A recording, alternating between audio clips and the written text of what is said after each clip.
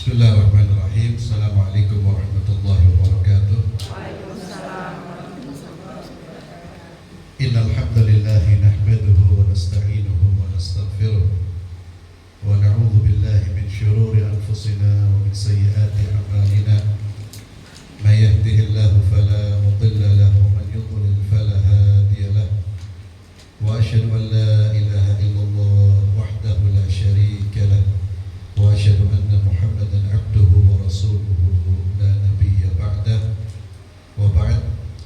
Alhamdulillah, pagi hari ini kita bisa bertemu dalam acara silaturahim, memperkuat rahim atau memperkuat hubungan kekerabatan, dan juga dalam rangka untuk bersama-sama mengkaji ilmu yang bermanfaat. Pagi hari ini kita akan membahas tentang persiapan Ramadan, persiapan puasa. Saat ini kita sudah mendekati bulan Ramadan.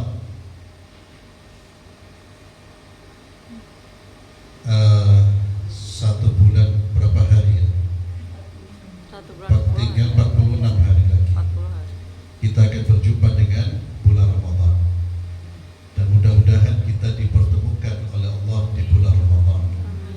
Dan bisa melaksanakan ibadah sebaik-baiknya dan keluar dari bulan Ramadan dalam keadaan diampuni oleh Allah Subhanahu wa ta'ala. Kita tahu bahwa bulan Ramadan merupakan bulan yang tentunya sering kita dengar itu bulan penuh barokah, penuh kebaikan. Sebagaimana yang disabdakan oleh baginda Muhammad sallallahu alaihi wasallam, 24 jam keberkahan turun di bulan Ramadan.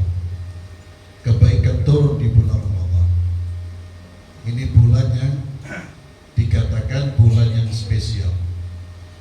Tapi kebaikan, keberkahan dan spesial ini hanya untuk orang-orang beriman.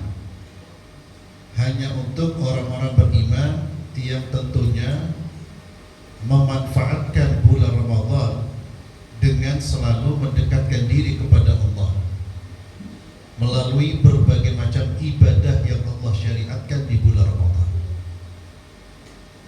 Bagi sebagian orang, bulan Ramadan itu justru menjadi bulan yang mendatangkan keburukan dan kemarahan Allah Azza wa Jalla, yang mendatangkan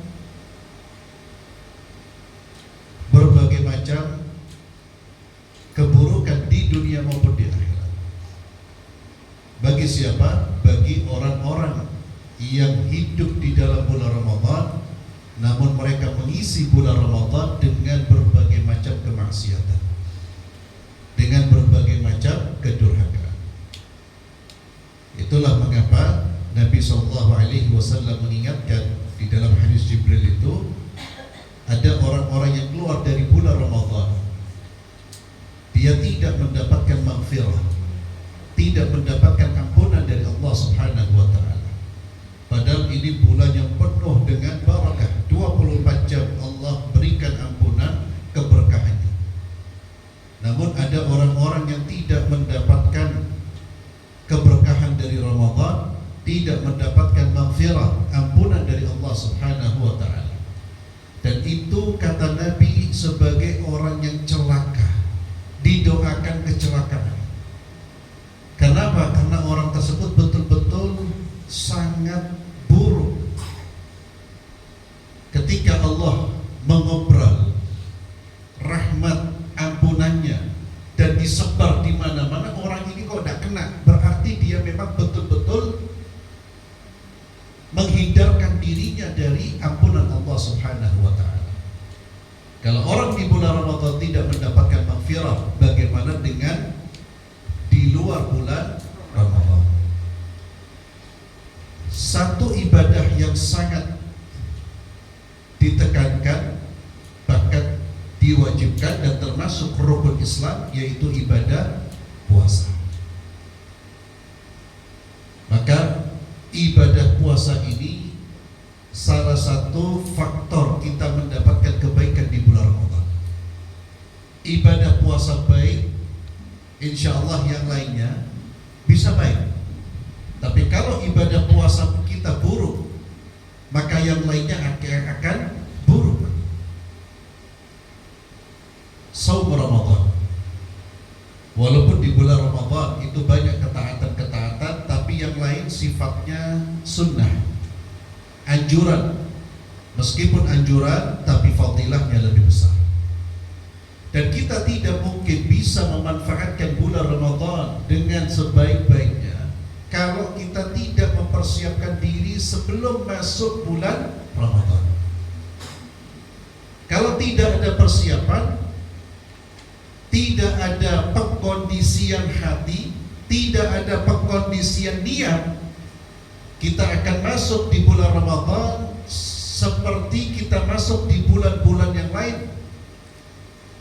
Ya, kita melakukan aktivitas yang sama, kegiatan yang sama, bahkan mungkin ibadahnya semakin melemah karena tidak makan.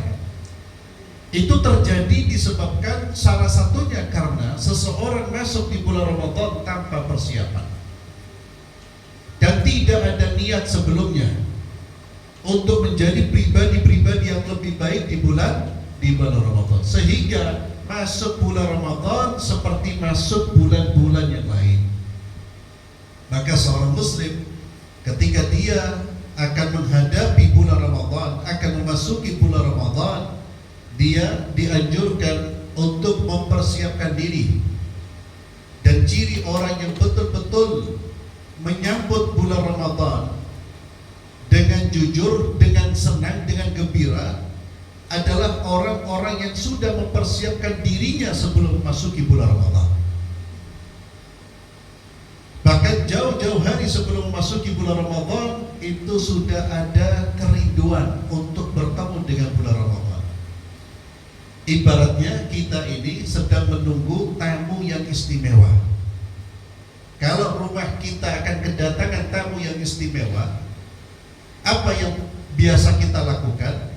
Sebelumnya sudah mempersiapkan diri, rumah dibersihkan, sudah mulai memikirkan bagaimana menyambutnya. Kalau masuk di rumah nanti gimana kita menyambutnya. Kenapa kok kita melakukan tindakan-tindakan seperti itu? Karena ini istimewa. Demikian pula kalau kita menganggap Ramadan itu istimewa, bulan Rajab ini kita sudah merasakan kerinduan untuk berjumpa dengan bulan Ramadan. Di bulan Rajab sudah merasakan, bahkan sudah mempersiapkan. Tapi kalau tidak istimewa, ya tidak ada yang perlu dipersiapkan. Kita kedengaran tamu ini tidak istimewa. Kira-kira bagaimana sikap kita? Rumah dibersihkan, diistimewakan? Tidak. Kenapa? Tamunya dan istimewa. Sehingga para ulama mengatakan ciri orang yang betul-betul merindukan Ramadan adalah orang yang mengingat dan mempersiapkan sebelum datangnya bulan Ramadan. Persiapan apa yang perlu kita persiapkan? Ya persiapan ilmu. Kita harus tahu tentang Ramadan, terutama terkait dengan puasa. Kemudian persiapan fisik, mulai hari ini kita persiapkan fisik kita, karena bulan Ramadan bulan ibadah, bukan bulan tidur. Kita harus sudah punya punya gambaran di kepala kita dan punya keinginan, bukan hanya gambaran saja, tapi keinginan bulan Ramadan itu adalah bulan saya berjihad. Berjihad artinya bersungguh-sungguh melakukan amal kebaikan. Bulan Ramadan itu bulannya betul-betul kita melakukan banyak kebaikan. Jangan sampai kemudian kita melihat bulan Ramadan ini sebagai bulan kita banyak-banyak tidur. Dan jihad untuk melakukan kebaikan itu membutuhkan fisik yang kuat. Jadi ilmu dipersiapkan. Apa sih bulan Ramadan? Apa yang harus saya lakukan? Apa yang tidak boleh saya lakukan? Kemudian fisik dipersiapkan. Termasuk Harta juga perlu dipersiapkan karena bulan Ramadan adalah bulan infak, bulan sedekah. Usahakan kita memberi. Kalaupun menerima, ada yang menerima, yo diberi lagi. Walaupun tidak semuanya diberi, usahakan. Sesekali menjadi orang yang memberi. Ini bagi orang yang tidak mampu. Walaupun nanti dia berikan ya tentu sesuai dengan kemampuan dia. Dipersiapkan harta kita. Yang punya harta harus punya komitmen. Ramadan tahun ini pengeluaran saya untuk sedekah harus lebih besar dari Ramadan tahun kemarin. Dan jangan sampai pengeluaran kita untuk beli baju baru lebih besar daripada sedekah dan infak kita. Baju silahkan dibeli, yang baru silahkan.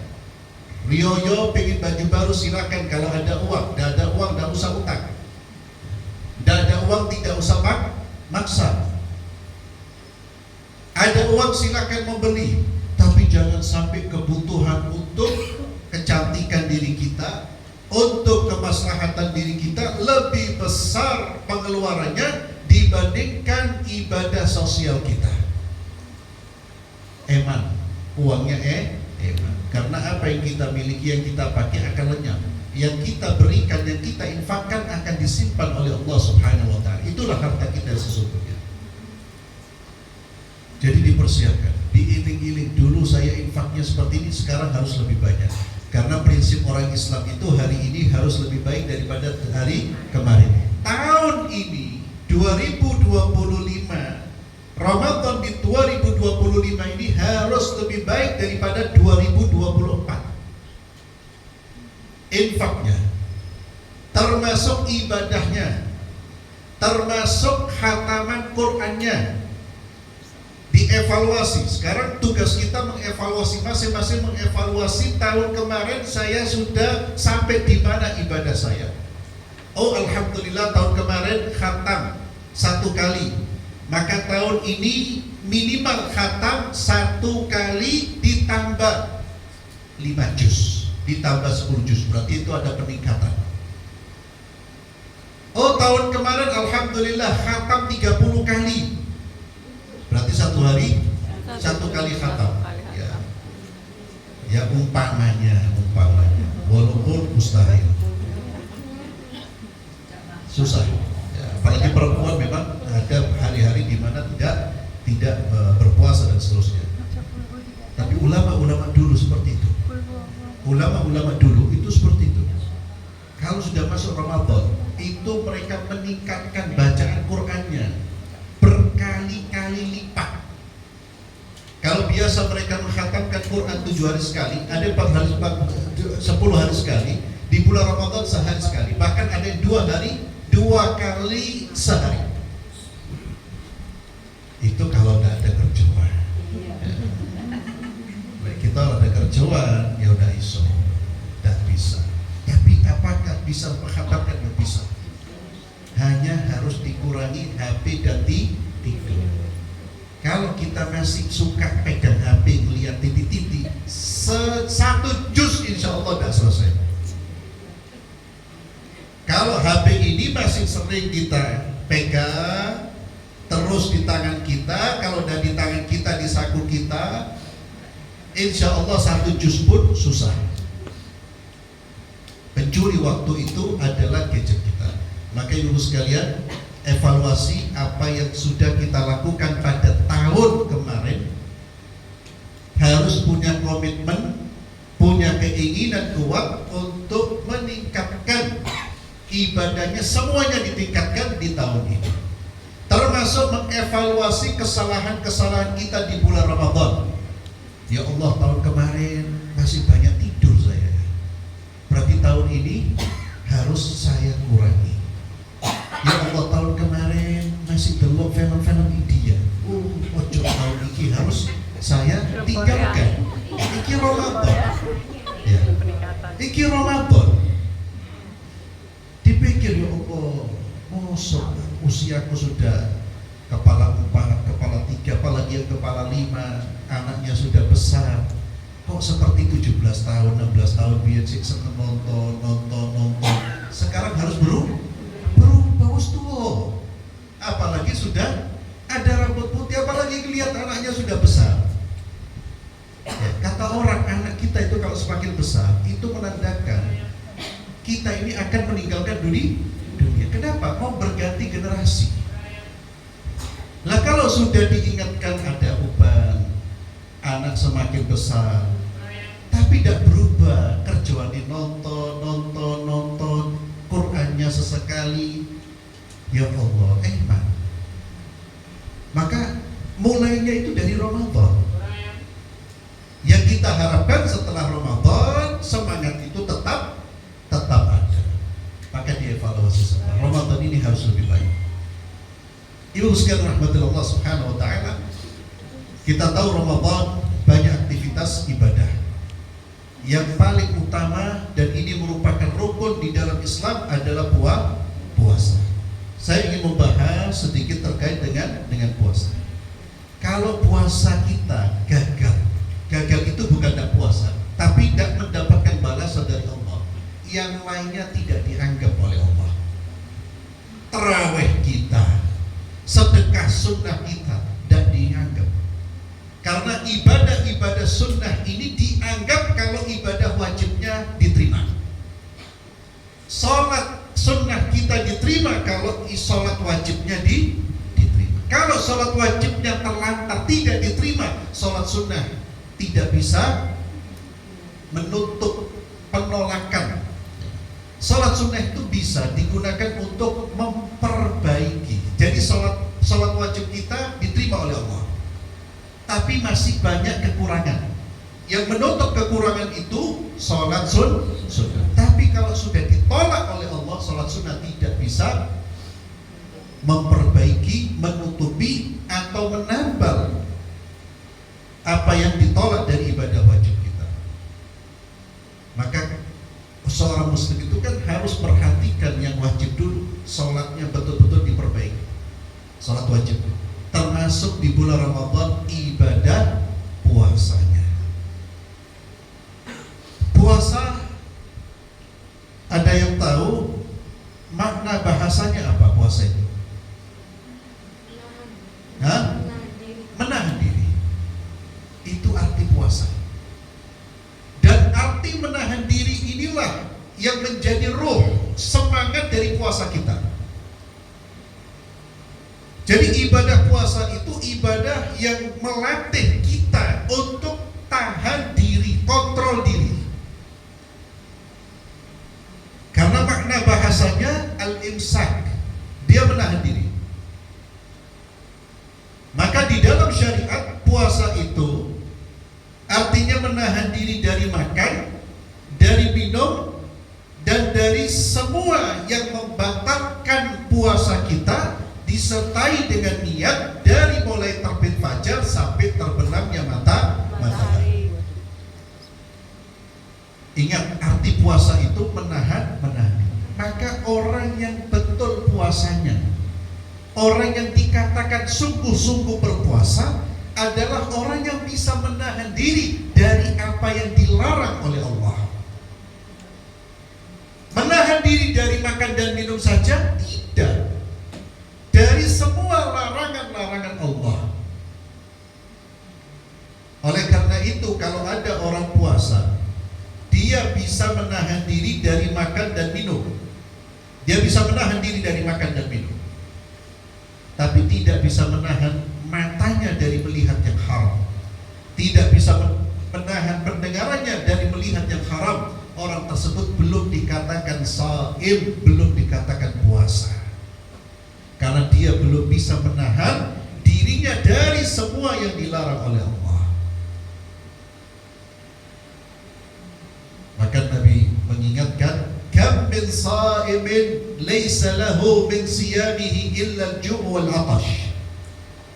Betapa banyak orang yang berpuasa, namun dia tidak mendapatkan pahala dari puasanya kecuali hanya rasa lapar dan rasa haus.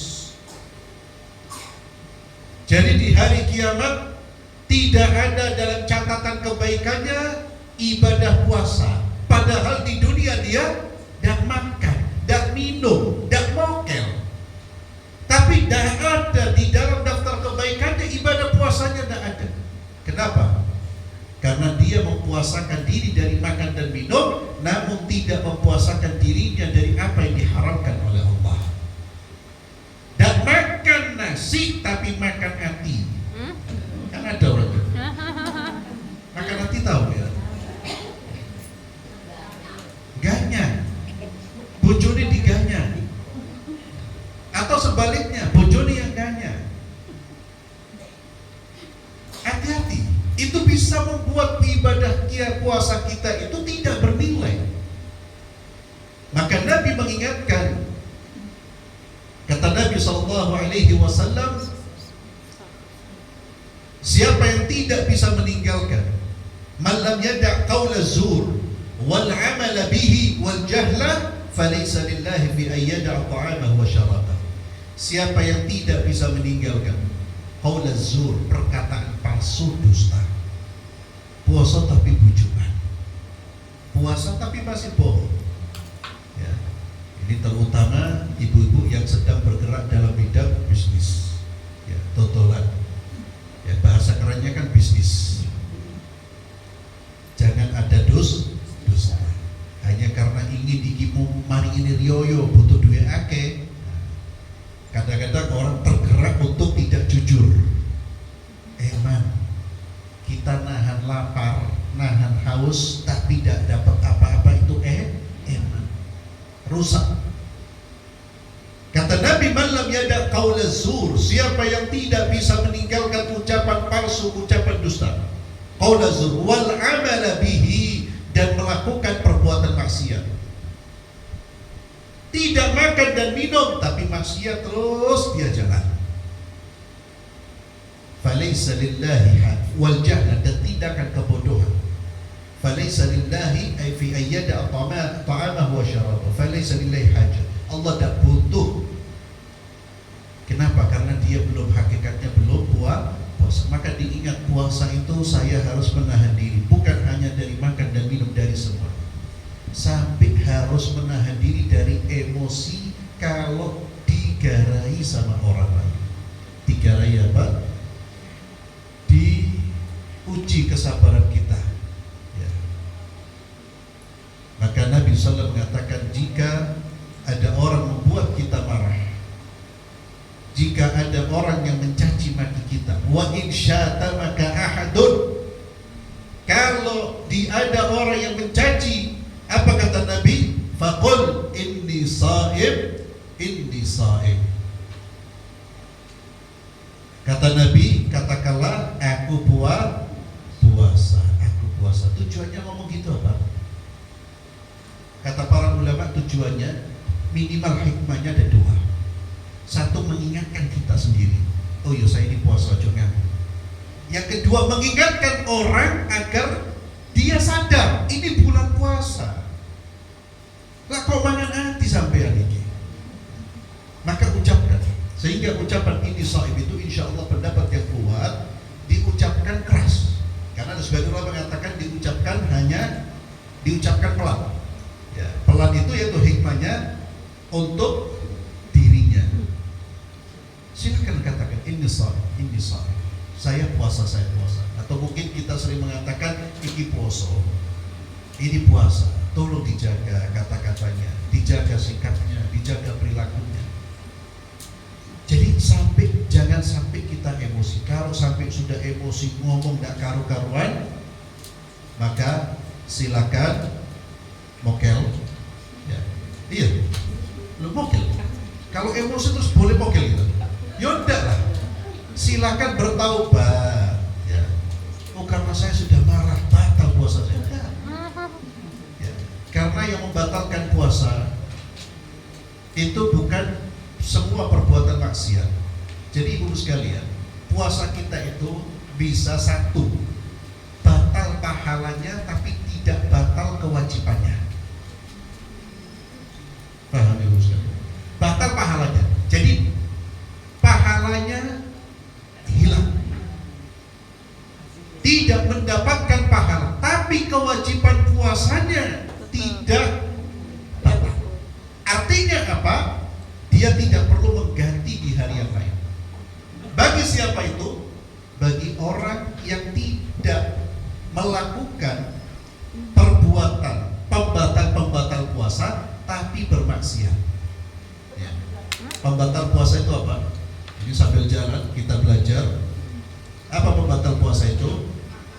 Makan minum dengan sengaja.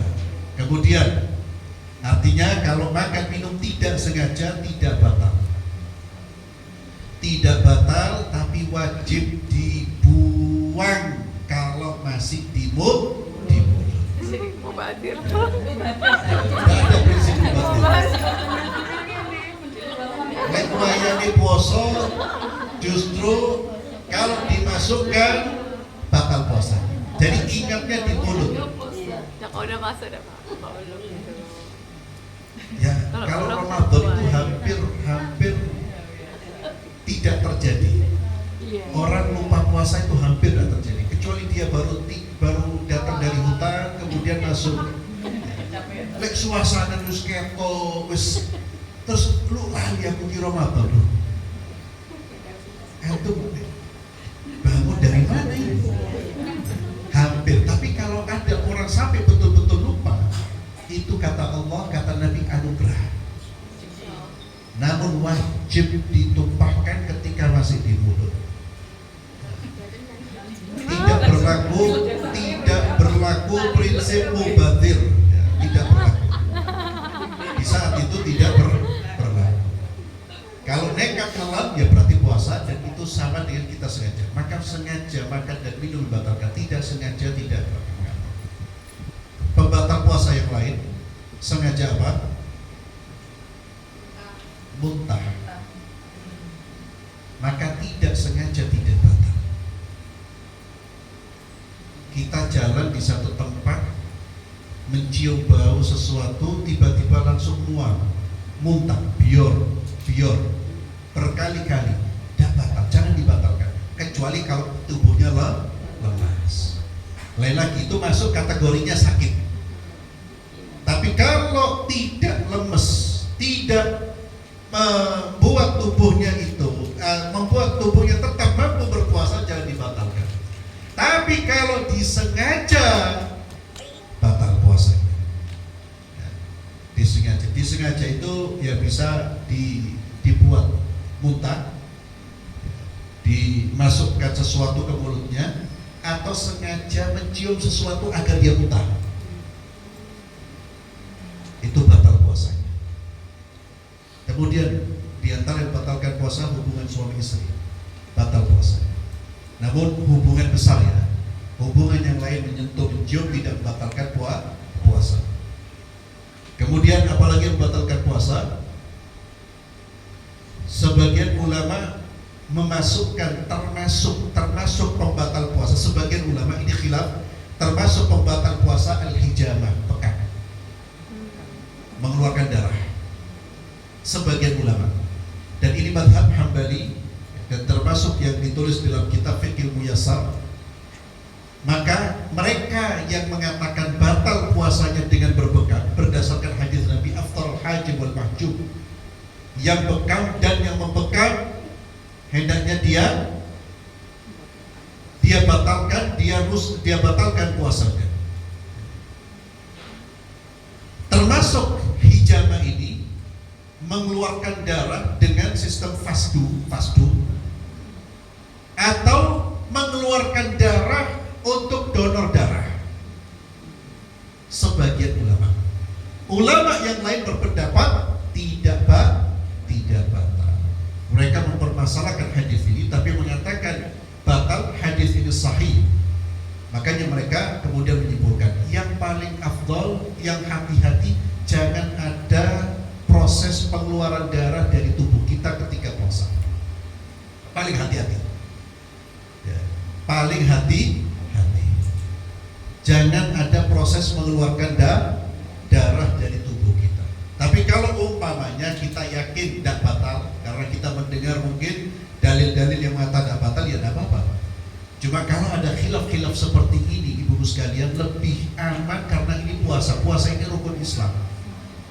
Dan Ramadan itu hanya 1 tahun 1 kali, maka jangan melakukan perbuatan-perbuatan yang masih diperselisihkan batal apa tidak.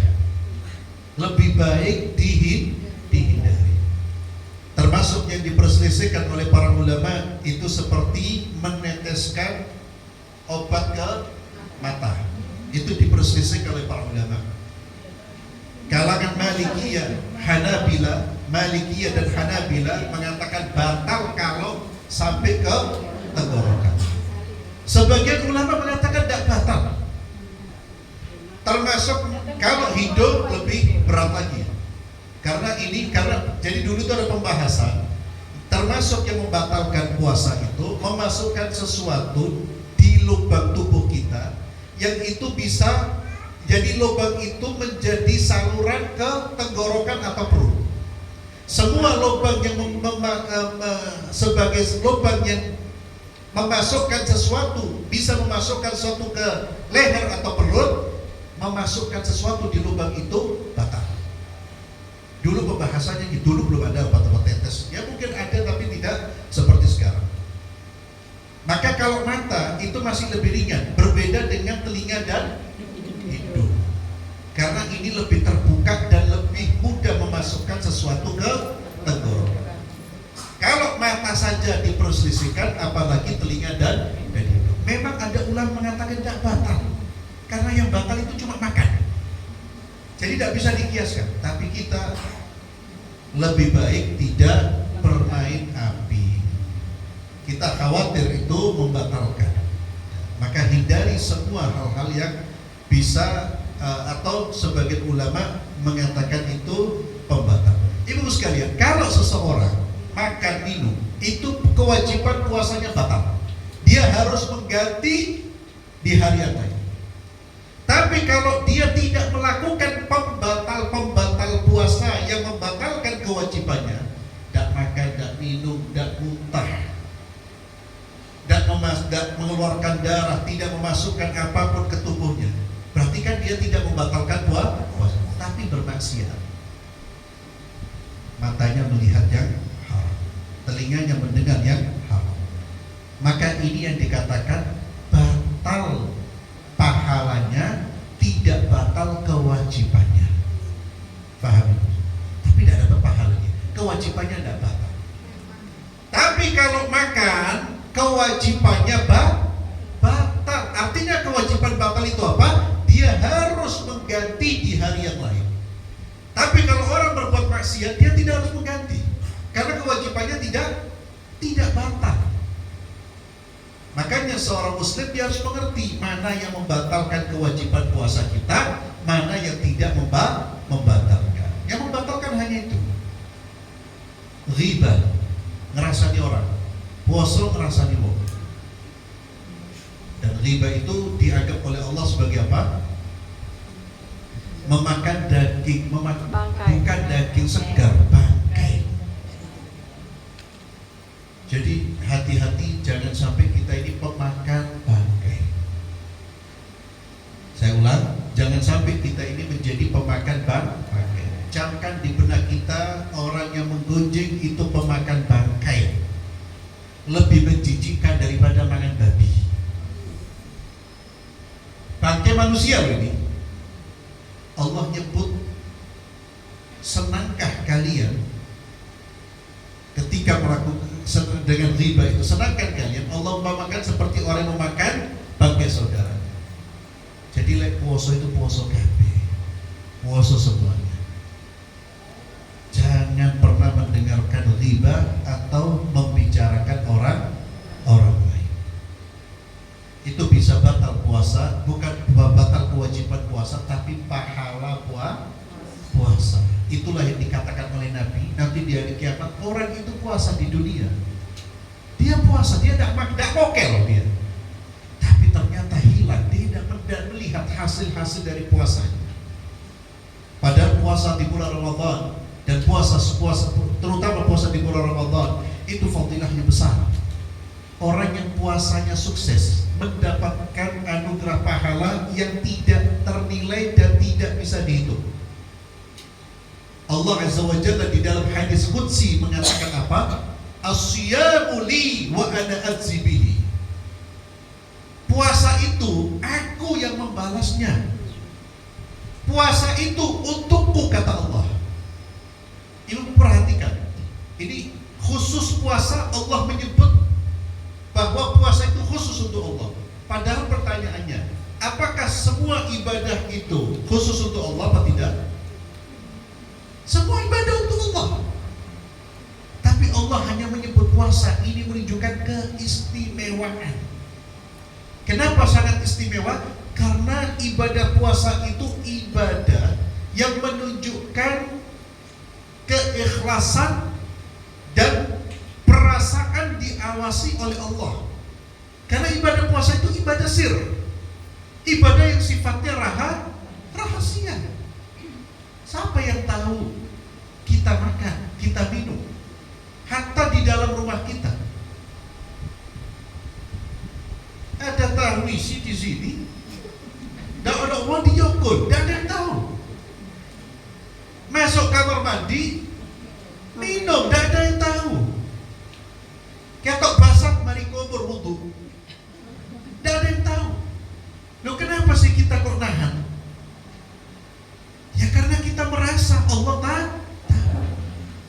Ibadah yang di situ kita merasakan kehadiran Allah, pengawasan Allah, ibadah itu nilai yang lebih besar daripada kita beribadah tidak merasakan pengawasan Allah. Orang sholat, dua orang sholat, sama-sama sholat. Yang satu merasa bahwa dia sedang diawasi oleh Allah, sedang berkomunikasi dengan Allah. Yang satu gerambian. Tahu gerambian? Keliling pikirannya. Dan dia tubuhnya di sholat, tubuhnya di masjid, pikirannya di tempat makan, pikirannya di rumah. Mana yang lebih besar? Sama-sama berdiri, gerakannya sama. Tentu yang lebih besar yang sedang merasakan bahwa dirinya sedang dilihat oleh Allah. Itu makna khusyuk. Dan ibadah puasa itu, sadar atau tidak sadar, kita ini sedang merasa dilihat, sehingga kita takut. Kalau tidak mungkin subuhan, berarti kita memang betul-betul ingin